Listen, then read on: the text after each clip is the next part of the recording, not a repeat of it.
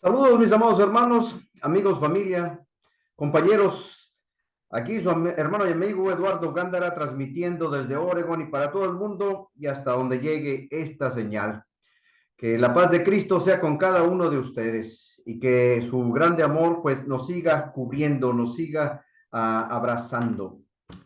Seguiremos el día de hoy hablando de estas primeras mujeres. En realidad hablaremos de una de ellas muy importante, muy mencionada y que desempeñó un papel grandísimo en la ciudad donde vamos a enfocar nuestro mensaje el día de hoy.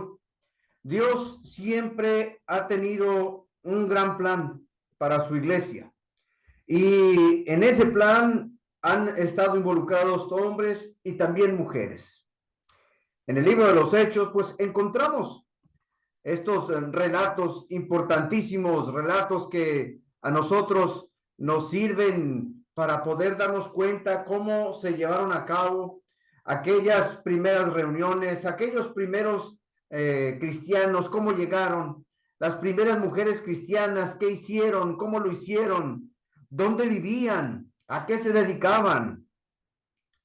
En nuestro mensaje pasado estuvimos hablando del apóstol Pedro y de una hermana muy entregada, una hermana muy amada que se llamó Tabita, Dorcas decíamos, y el día de hoy hablaremos de otra hermana. Esta hermana se convierte, esta hermana se bautiza y no solamente ella, sino toda su familia. Ella se llamaba Lidia. La conocían como Lidia de Tiatira. Pero antes de que pase todo eso, la situación allá en Hechos capítulo 16 es la siguiente. Resulta que por allá llegan Pablo y Silas y Lucas y encuentran a un discípulo, un creyente muy entregado. Él se llamaba Timoteo y empieza él su viaje junto con ellos. Lo llevan y están tan emocionados, están tan entregados, están tan decididos de llevar el evangelio a todo lugar y quieren ir a un determinado sitio, pero no pueden hacerlo. Dice la escritura que el Espíritu no se los permitió. Voy a leer yo desde los versículos 6 en adelante. Dice así que ellos estaban ya dispuestos y atravesando Frigia y la provincia de Galacia, les fue prohibido por el Espíritu Santo hablar la palabra en Asia. Estaban listos, sabían lo que tenían que decir, mas sin embargo, Dios tenía otros planes. Entonces, cuando llegaron a Misia, intentaron ir a Bitinia, dice el versículo 7, pero el Espíritu no se los permitió. Y pasando junto a Misia, descendieron a Troas. Y allí en Troas, dice en el versículo 9, se le mostró a Pablo una visión de noche. El apóstol Pablo está decidido y tiene esta visión de noche. Dice, un varón macedonio estaba en pie rogándole y diciendo, pasa a Macedonia y ayúdanos. Cuando vio la visión, enseguida procuramos ir para Macedonia, dando por cierto que Dios nos llamaba para que les anunciásemos el evangelio. Estamos ahora convencidos. Yo pienso que en algún momento usted también le ha pasado algo parecido. Quiere hacer algo, está emocionado, está emocionada, tiene todo bien planeado, bien organizado y lo que usted quiere hacer es lo correcto, mas sin embargo, tal vez no es lo que Dios quiere en ese momento y no se dan las cosas, no pasa lo que usted espera, porque el plan de Dios es otro. Y eso es lo mismo que está pasando aquí. Los hermanos están entregados, los hermanos quieren compartir el evangelio, están decididos a llevarlo a un lugar y a otro, pero Dios quiere que lo lleven específicamente a una región, a la región de Macedonia. Tiene Pablo esta visión de ese varón macedonio, entonces pasa, ayúdanos. Allí en Troas, Pablo recibió ese llamado y junto a Silas y Timoteo y Lucas, pues abordan un barco y los lleva hasta lo que se conoce como Filipos. Ahí dicen los versículos del 11, dice así, 11 y 12, zarpando pues de Troas, venimos con rumbo a Samotracia y al día siguiente a Neápolis y de allí a Filipos, que es la primera ciudad de la provincia de Macedonia y una colonia. Y estuvimos en aquella ciudad algunos días. Ahí en Filipos, y vaya que es importante Filipos, una ciudad clave en la región de Macedonia, viene estando al norte de Grecia. Pablo fundó ahí la iglesia. No había iglesia, pero ahí se establece una iglesia más o menos por esa visita en los años 50-51 después de Cristo. Más tarde, 10 años después, Pablo les escribe una carta. La carta a los filipenses se las escribe precisamente porque ya hay un grupo ahí de hermanos, ya hay una iglesia, pero a ese momento no había nada. No había nadie ahí y sí había gente creyente, pero todavía no estaba establecida. Aquella carta que manda después Pablo, una carta muy cariñosa, una carta mostrando un profundo amor y amistad por los creyentes de ahí de Filipos, y en esa carta pues agradeciéndoles lo que ellos habían mandado, y también les anuncia en la carta a los filipenses que va a haber una visita de parte del mismo Timoteo y un hermano que se llama Epafrodito. Les anima a superar cualquier situación de desunión, cualquier situación de tensión que haya entre los creyentes y sobre todo que se mantengan firmes en medio de la persecución. Pero hasta este momento, aquellos después, en este momento todavía no hay nada establecido. Dice en el versículo 13 que un día de reposo salimos fuera de la puerta junto al río donde solía hacerse la oración y sentándonos hablamos a las mujeres que se habían reunido. Un día de reposo, un sábado. Salimos fuera de la puerta, o sea, afuera de la ciudad, como en muchos lugares hay un pórtico dando como la bienvenida, o de aquí en adelante ya entra usted a la ciudad, en este caso es Filipos, y ahí se acostumbraba reunirse para la oración. Y dice la escritura que solamente había mujeres, no sabemos cuántas, pero ellas estaban ahí reunidas. No hay una sinagoga, no hay un templo, no hay un lugar de reunión construido. Están en las afueras. Y normalmente ahí en las afueras, en la entrada de esas puertas de la ciudad, se hallaba un anuncio, un anuncio que prohibía traer cualquier religión desconocida. Es por eso que en esta reunión de oración, pues se lleva ya a cabo.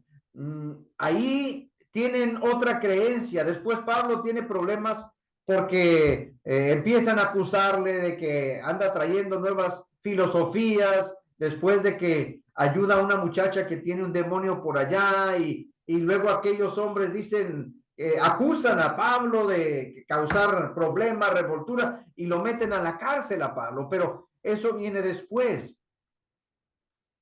Allí en ese momento están este grupo de mujeres creyentes en Dios.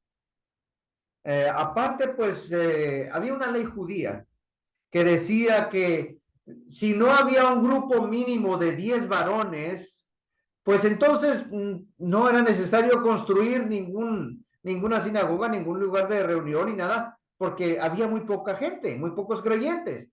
Y la escritura menciona aquí que solamente eran mujeres las que estaban ahí. Entonces, ellas, con esa fe que tenían, tal vez ellas eran simpatizantes, tal vez ellas eran con lo que se les decía en aquel tiempo prosélitos. Ellas, de cualquier manera, creían en Dios.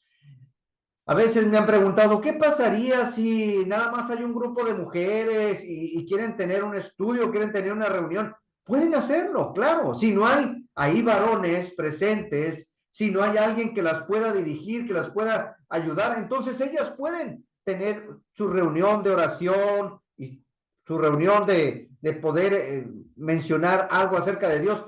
Pero llegando Pablo, como es un varón y como él conoce, él entonces lleva ahora la iniciativa y les empieza a hablar a este grupo de mujeres.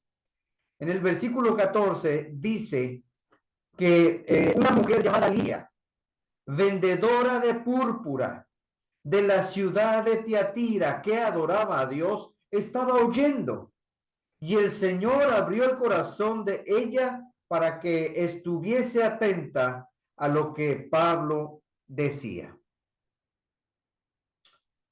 Después de que sucede esto de la visión de aquel varón, Pablo y el grupo de hermanos, Timoteo, Silas, Lucas, van para allá y empiezan, ¿dónde? Pues, ¿dónde se reunirán? En las afueras. Están en un lugar diferente, muy lejos de allá de las costumbres judías. Acá es otra gente, acá son otras creencias, pero nosotros queremos compartir el evangelio y hacen la labor de evangelismo. Ahí está, no sabemos cómo se llamaban las demás, pero se menciona a Lidia como una mujer fiel, como una mujer creyente, como una mujer que sabe escuchar y está atenta a lo que dice Pablo. Está ella tomando ese tiempo de espiritualidad, ese momento en el que se reunían porque era día de reposo, el día del Señor que utilizaban para dedicarlo a orar, para dedicarlo a estudiar.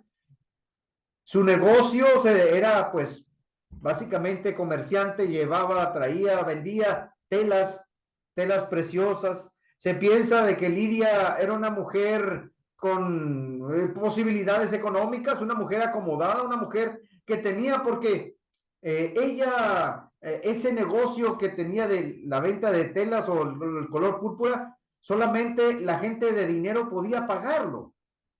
Era un material costoso. Entonces, a pesar de que ella vivía tal vez bien, creemos que vivía muy bien, ella de todas maneras tiene su fe en Dios. Ella de todas maneras adora a Dios y quiere hacer lo correcto.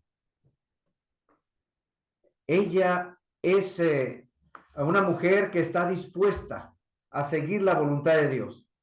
Y ya como los hermanos Pablo y los demás están siguiendo la dirección del Espíritu Santo hacia ahí esa región, ahí Pablo tuvo su primer acercamiento con un pequeño grupo de mujeres. Predicó ahí. Y esta comerciante influyente llamada Lidia, ella creyó. Esto abrió las puertas para el ministerio en esa región. No había iglesia, no había un grupo de personas creyentes básicamente establecido ahí, pero Dios siempre ha tenido pueblo que le siga. Por eso Dios le dice a Pablo, vengan para acá, ayuden a esta gente. Acá quiero que empiece algo. Lidia, esta vendedora, de manera pronta, ella estaba dispuesta a hacer lo que decían estos hombres. La vestimenta de púrpura era tan valiosa y tan costosa que la gente que se dedicaba a esto, pues tenía recursos económicos. En la iglesia primitiva, Dios seguido obró en las mujeres y a través de ellas. Ellas también juegan un papel muy importante en el crecimiento de la obra de Dios. Y Pablo nunca discriminó si tenía que hablar con hombres o con mujeres, si tenía que hablar con ancianos, si tenía que hablar con gente rica y poderosa o gente pobre. Él lo mismo hablaba con personas con un estatus social elevado, con militares, o también hablaba con gente de poca educación. Incluso en algún momento él llega a decir a los mismos filipenses, he aprendido a vivir en abundancia, he aprendido a vivir en escasez, en todo y por todo he sido entrenado. Así es que Pablo no hace discriminación y aunque vea que es un grupo nada más de mujeres, él les anuncia, él les predica y esta mujer cree. En el versículo 15 dice, y cuando fue bautizada, ¿por qué fue bautizada? Porque creyó. Lo que llevaba a Pablo precisamente era el evangelio. Y en el evangelio se habla precisamente de eso, de ser bautizado, creer en Jesucristo. Y no solamente ella, dice, y cuando fue bautizada y su familia, ella misma nos rogó diciendo, si habéis juzgado que yo sea fiel al Señor, entrad en mi casa y posad, ahí quédense. Y nos obligó a quedarnos. Cuando menos eran 4 varones. Tal vez iban más, pero cuando menos ahí estaban Pablo, Silas, Lucas y Timoteo, el último recluta que habían hacía apenas poco tiempo levantado. Cuando menos eran 4 y ella tenía una casa, tenía también ahí su familia, no sabemos si hermanos o sus padres, pero era su familia y había adultos y también algunos de ellos se bautizaron. Los primeros creyentes allí en Filipos, los primeros, podríamos decir, cristianos allí en Filipos. La familia de Lidia, luego de seguir el ejemplo que ella les pone, ella está dispuesta y ellos la siguen. Es una mujer líder ahí en su familia. El bautismo, pues, es una señal de identificación con Cristo y su comunidad. No puede ser uno cristiano sin decir que no se ha bautizado y es necesario este proceso. Y consta el bautismo de ese reconocimiento de que Jesús es el Hijo de Dios y que Jesús es el único camino al Padre y que Jesús es el único que puede traernos el perdón de nuestros pecados. Y por supuesto estar arrepentidos de esos pecados y proceder al bautismo. Es una identificación para decir que somos de Cristo, que creemos que Él realmente murió por su iglesia, por nosotros.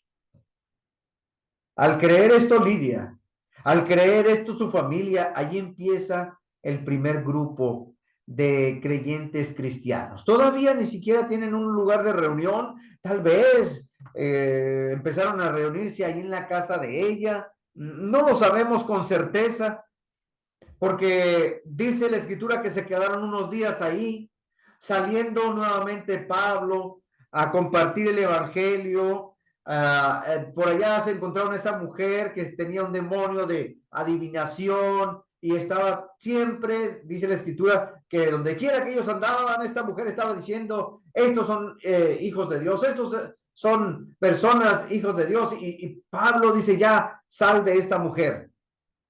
Aquellos hombres obtenían ganancias con lo que ella hacía y luego, al no tener ya ganancias, empiezan a crear una polémica ahí a tal grado de que a Pablo y a Silas los encarcelan, los llevan presos, los azotan, los encierran, dice la escritura, en lo más profundo de la cárcel, es lo que dice a continuación. Y allá están ellos encerrados, atados de pies y manos, dice, puestos en un cepo. Y a medianoche ellos cantaban himnos.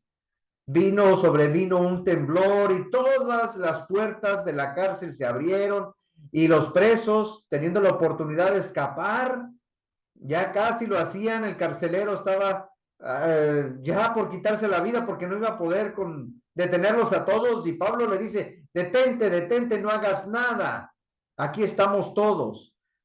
Y en ese momento el carcelero, que no sabemos cómo se llamaba, el carcelero de Filipos, les pregunta a Pablo y le dice, ¿qué puedo hacer yo para ser salvo? Desata por allá a Pablo y a Silas, se los lleva a él a su casa, los cura, les da de comer, les presenta a su familia y Pablo le presenta el evangelio a esta segunda familia, la familia del carcelero. y ellos también creen y se bautizan. Entonces ya son dos familias allí en Filipos, la familia de Lidia y la familia del carcelero. Después de que ya salen de la cárcel, después de que logran la obra de Dios ahí, la familia del carcelero, dice en el versículo 40, entonces saliendo de la cárcel, entraron nuevamente en casa de Lidia y habiendo visto a los hermanos, ya los está llamando ahí hermanos, habiendo visto a los hermanos, a los creyentes, a los que se bautizaron, los consolaron y se fueron. Porque, pues claro, para unos primeros creyentes, unos primeros cristianos, el ver que se llevan a estos hombres de Dios a la cárcel y los van a matar, pueden entrar en esa duda de, pues entonces, ¿qué hacemos? ¿Nos quedamos en esta fe o qué hacemos ahora? Tienen que consolarlos, tienen que animarlos, y la iglesia nace ahí, en Filipos, en la casa de Lidia. Ya después tienen un lugar de reunión en alguna parte, pero ahí empezó todo. Dios los envía para allá porque Dios sabía que el corazón de esas personas era noble y estaban dispuestos a ser abierto. A pesar de que no sabemos cuántos miembros de la familia había, muchos de ellos creyeron por el buen ejemplo de Lidia. Ella era una mujer creyente en Dios, se reunía para orar, se reunía para adorar. Ella sabía escuchar, quería aprender, aceptó ser bautizada, compartió el evangelio con su familia y con todos aquellos que quisieran llegar también a su casa. Ella, una trabajadora, pero también era generosa. Ella tenía posibilidades, pero también abría su puerta y decía, si ustedes creen que yo realmente merezco que entren a mi casa, quédense aquí. Hospedó a los hermanos y ahí nació un grupo de creyentes. Esta mujer, al igual que muchas otras, han servido para que la obra de Dios siga fluyendo, siga creciendo. Allí estaban otras mujeres junto con ella. Allí estaban otras mujeres también orando.